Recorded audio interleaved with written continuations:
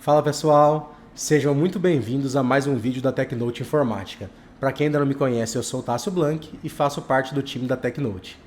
E hoje nós trouxemos para vocês a tentativa de reparo dessa placa-mãe Gigabyte, uma B550M Aorus Elite, tá? Então vamos dar uma olhadinha como é que está essa situação dessa placa. Ó, já mudei para vocês a visualização aqui da PCB. E olha como é que tá, pessoal. Vou dar uma inclinadinha. Olha a sujeira que tá essa placa. Ela tá muita poeira. Tem alguns sinais de óleo, provavelmente proveniente aqui da solta dos thermal pads. Então o cliente já trouxe até com o dissipador do VRM aqui fora, tá? Então inicialmente dificulta muito a nossa análise, porque todo o processo de análise, a primeira coisa que nós fazemos é uma inspeção visual. À procura de quê? De defeitos físicos, danos causados por chave que escorregou, algum componente que possa vir a cair, danos por umidade, molhado, oxidação em si, tá? Então, para facilitar um pouco a nossa análise, vamos inicialmente dar uma lavada geral nessa placa e nós retornamos aqui com ela limpa. Vamos lá. Voltamos, placa totalmente lavada, já fizemos uma grande inspeção visual na placa, ainda não encontramos nada visualmente, tá? Mas a gente já consegue verificar, olha aqui, olha como é que ficou a placa, pessoal. Brilhando, limpinha, sem nenhuma sujeira a mais, tá? Então isso aqui já facilita muito a nossa análise. Então a gente evita achar que alguma sujeira pode ser algum risco em algum corte em alguma trilha, algum componente danificado, né? Então vamos para nosso teste básico agora. Pessoal, inicialmente nós vamos colocar aqui um processador, um Ryzen que nós temos aqui da bancada de teste. Ele não tem vídeo integrado, mas ele já serve para fazer o start básico da máquina. Inicialmente nós não vamos colocar memória, porque eu não quero que a placa siga com a inicialização.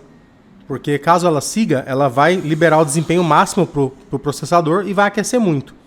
Então assim eu vou limitar. A placa vai dar um start e mesmo que ela funcione, ela não vai mandar a potência máxima para o processador. Então eu consigo testar, ver se está sendo alimentada. E para isso, pessoal, a gente tem um testador muito bacana que a gente usa aqui, que é esse carinha aqui, ó. Para quem ainda não viu, a gente acha ele no AliExpress para comprar. No Brasil eu ainda não encontrei, pessoal. A gente consegue colocar ele aqui, nos 24 pinos e nos 8 do processador. E nós conseguimos alimentar essa placa com a fonte de bancada. Então é uma maneira de você conseguir fazer análise, monitoramento de consumo. Tá? Então inicialmente, pessoal, o que eu vou querer medir aqui? O que é interessante para nós? A gente quer saber se as fases do VRM estão chegando à alimentação. A gente quer saber se a linha das memórias está sendo alimentada. E as alimentações primárias da placa, tá? A princípio é isso. Então eu vou dar um pré-start aqui. Ó. Temos um consumo aqui. E vamos checar o que a gente consegue encontrar em standby.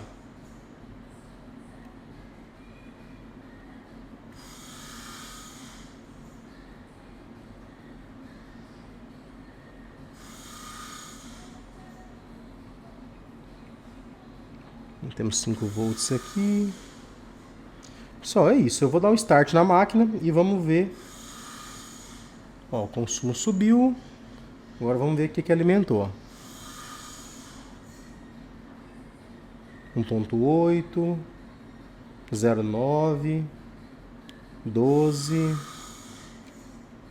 Temos outro regulador aqui de 3.3.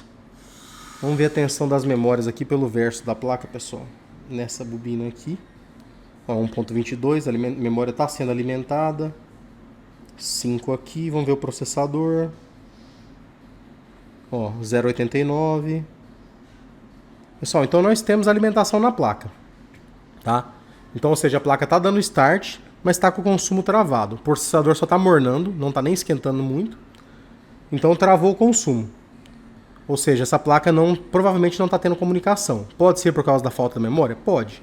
Então, a princípio, nós vamos testar agora com memória.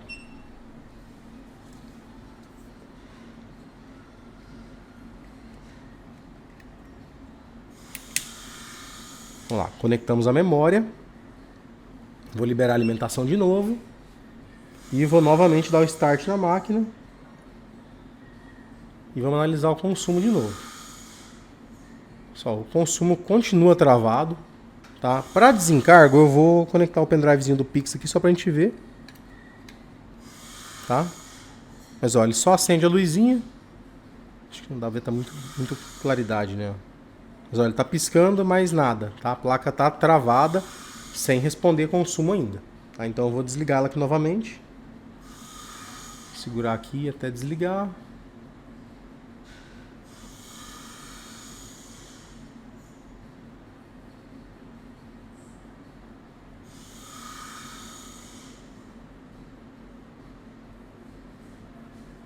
A placa não está respondendo o comando de desligar, pessoal. Vamos fazer mais uma análise aqui em relação à comunicação da BIOS. Só caçar um ponto de terra comum aqui.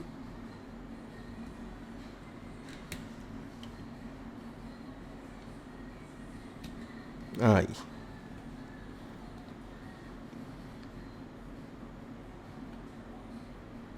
Vou fazer uma análise aqui no osciloscópio.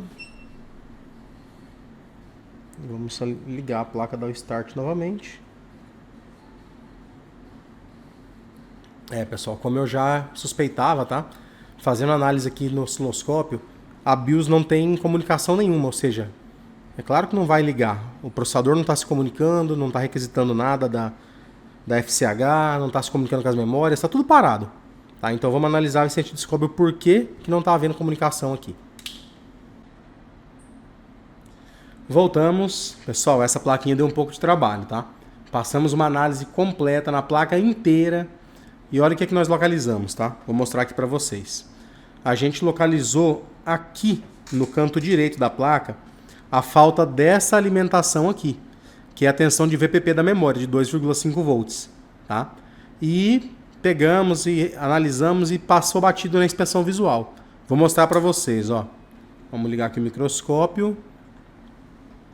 E vou mostrar aqui primeiro ó, a tensão de VPP.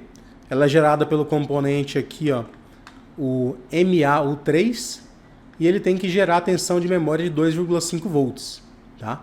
E aí se a gente olhar aqui no microscópio, cadê? Vamos puxar para o lado aqui. Cadê? Aqui, pessoal, ó. Então, a MAL3 é essa bobina que está aqui, certo? E aqui ao lado o MAU3, que é o componente que gera essa alimentação, que é esse carinha aqui. E olha o que a gente consegue pegar lá, pessoal. Se a gente dá uma inclinadinha, tem um furo no componente, vocês conseguem ver? Olha lá, certo? E a gente mediu, tá tendo o quê? 0,4 volts aqui na memória. Então dessa maneira aqui, essa placa não vai ligar nunca, tá? Então vamos tentar resolver esse problema agora. Fala pessoal, voltamos novamente. Pessoal, a plaquinha tá dando muito trabalho, tá? Mas conseguimos evoluir legal nela. Vamos mostrar para vocês como é que tá aqui. Tá? A gente tinha mostrado para vocês aqui que a gente tinha um problema no controlador do VPP aqui, né? Só posicionar aqui novamente. Aqui. Vou mostrar aqui no microscópio, né? Então a gente tinha um defeito nesse controlador, no MAU3 do VPP. Vamos ligar aqui o multímetro para a gente acompanhar. Isso aqui dá para ver legal. Vamos só ligar essa fonte de bancada aqui.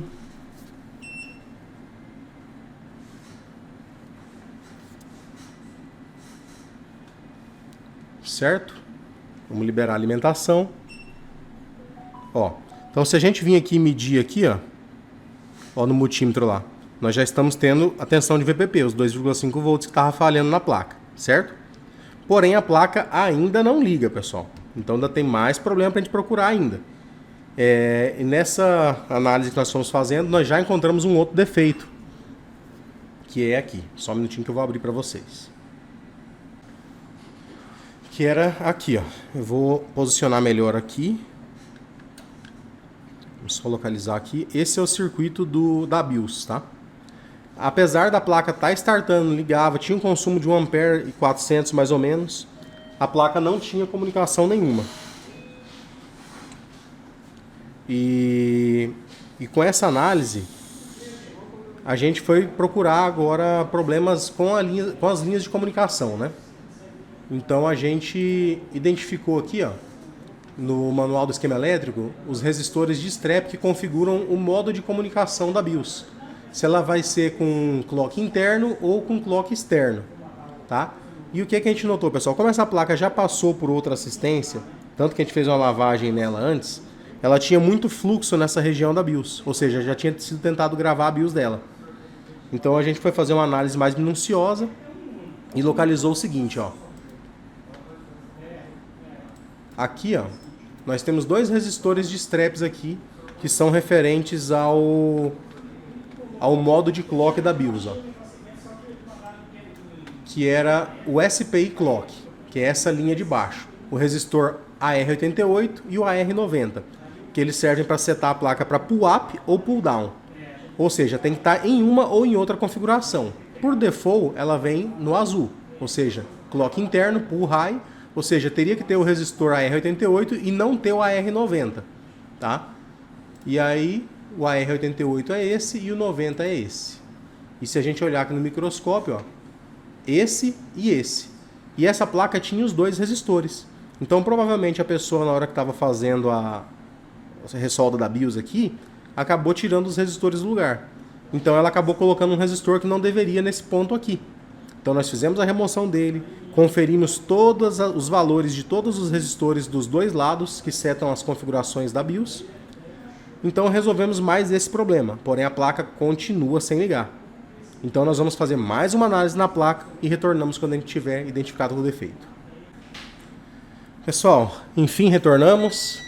Demorou, deu muito trabalho, mas localizamos o defeito. Vamos lá, vamos apresentar para vocês o que nós achamos. Tá? A gente parou para raciocinar um pouco e pensar no que ocorreu, né? Então a gente pensou o quê? Vou jogar aqui para a view do microscópio para vocês verem.